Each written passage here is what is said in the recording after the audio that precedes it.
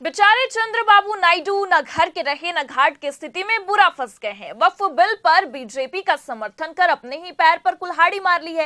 वैसे खबर तो पहले ही निकलकर ये सामने आ गई थी कि नीतीश कुमार और चंद्रबाबू नायडू पर वक्फ बिल को लेकर भारी दबाव बनाया जा रहा है और अब वक्फ लागू होते ही एक बड़ा खुलासा हो चुका है, जिससे Bharatiya Janata party full expose होती नजर आ रही है। नमस्कार, आप देखना शुरू कर चुके हैं 4 PM न्यूज नेटवर्क और मैं हूं आपके साथ प्रगति ठाकुर।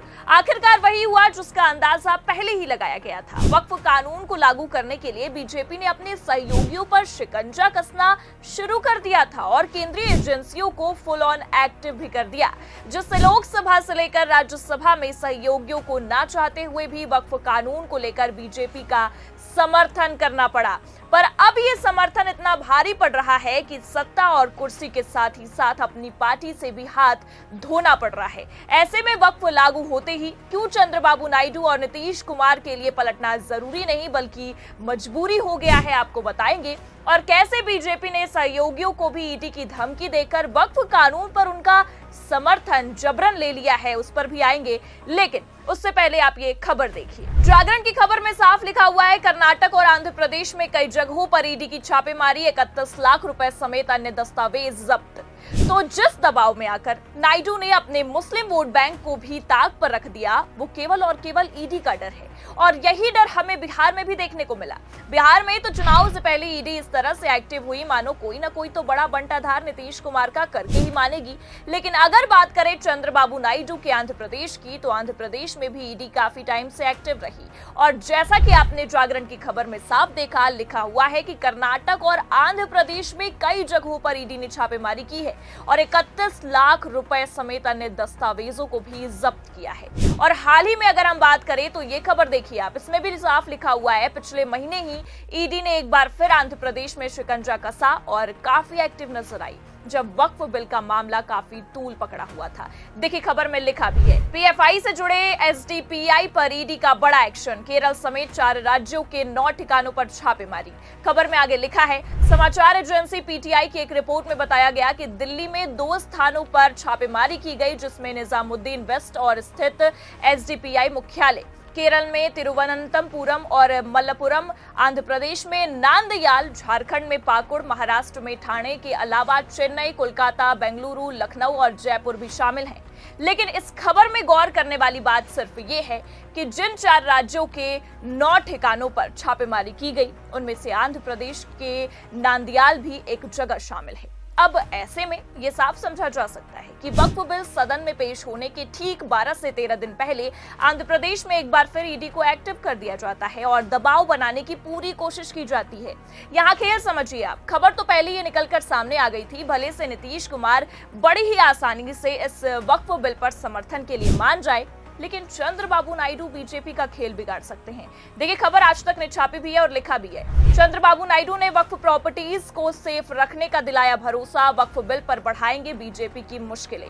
तो देखा आपने, पहले नायडू मुस्लिम वोट बैंक को भरोसा दिलाते हैं कि उनके लिए टीडीपी स्टैंड लेगी, पार्टी उनके लिए खड़ी रहेगी। लेकिन फिर अचानक से जब सदन में बिल पेश होता है तो नायडू के सभी सांसद बीजेपी का समर्थन कर देते हैं, जिससे ये साफ समझ आता है कि चंद्रबाबू नायडू पर दबाव और उनकी पार्टी पर दबाव बनाया गया था। वरना अचानक से बगावत के बाद समर्थन कर देना अपने आप में कोई छोटी बात नहीं है।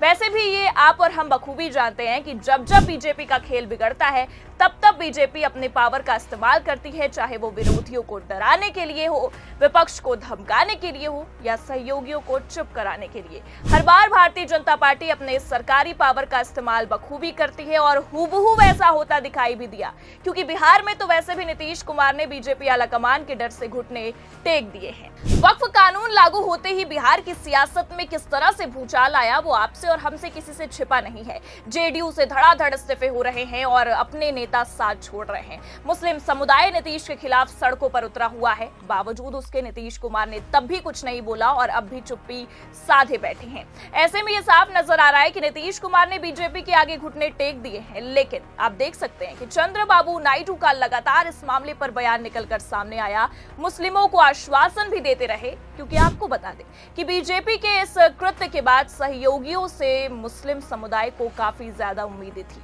और ये उम्मीदें, क्योंकि अगर हम देखें तो नायडू और नीतीश ने तब साथ ना दिया होता तो आज ये बिल कानून बनकर पूरे देश में लागू ना होता। नीतीश कुमार के 12 सांसद और चंद्रबाबू नायडू के 16 सांसदों के समर्थन मिलने के बाद ही पूरा खेल पलटा।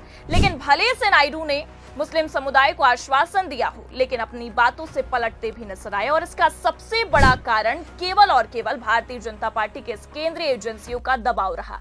जैसा कि आपने खबर में भी देखा और साफ लिखा हुआ है कि किस तरह से धड़ाधड़ ईडी की रेड पड़ी आंध्र प्रदेश में और नायडू को चुप कराने की पूरी कोशिश की गई।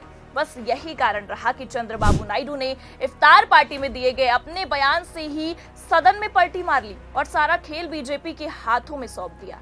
लेकिन भले से भारतीय जनता पार्टी के दबाव में आकर बीजेपी का समर्थन सहयोगियों ने कर दिया है, लेकिन अब ये समर्थन करना उन पर ही भारी पड़ रहा है। एक तरफ नायडू के खुद के नेता सांसद बगावत पर उतरे हैं तो दूसरी ओर नीतीश कुमार की पार्टी से इस्तीफों की बौछारें हो रही हैं।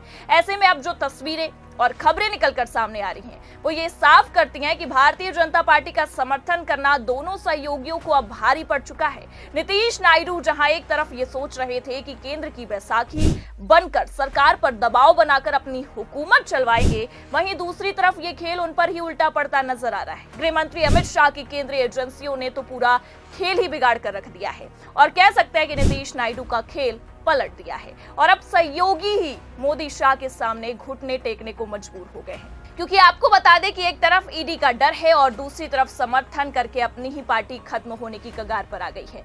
ऐसे में चंद्रबाबू नायडू और नीतीश कुमार को अब इस बात का एहसास जरूर हो गया है कि अगर लोकसभा चुनाव के बाद जो नतीजे आए थे तभी बीजेपी का समर्थन ना किया होता और पलटी मार लेते तो आज मामला कुछ और नजर आता। लेकिन अब तो समर्थन दे दिया है और समर्थन देकर अपने ही पैर पर कुल्हाड़ी मार ली है। ऐसे में ना अपने नेता साथ दे रहे हैं, अच्छा खासा वोट बैंक भी हाथ से निकल गया है और पार्टी खत्म होने की कगार पर आ चुकी है, जिससे ये साफ नजर आ रहा है कि अब दोनों सहयोगियों के लिए पलटना जरूरी नहीं बल्कि उनकी मजबूरी बन गया है। लेकिन फिलहाल ये देखना होगा कि ईडी के डर से चंद्रबाबू नायडू बीजेपी के दबाव में फंसे रहते हैं या कि फिर बीजेपी का खेल बिगाड़ते हैं। आपको क्या लगता है, क्या अब नीतीश नहीं बल्कि नायडू पलटी मारेंगे या फिर शाह की एजेंसियों के दबाव में आकर अपनी कुर्सी के साथ ही साथ पार्टी से भी हाथ धो बैठेंगे?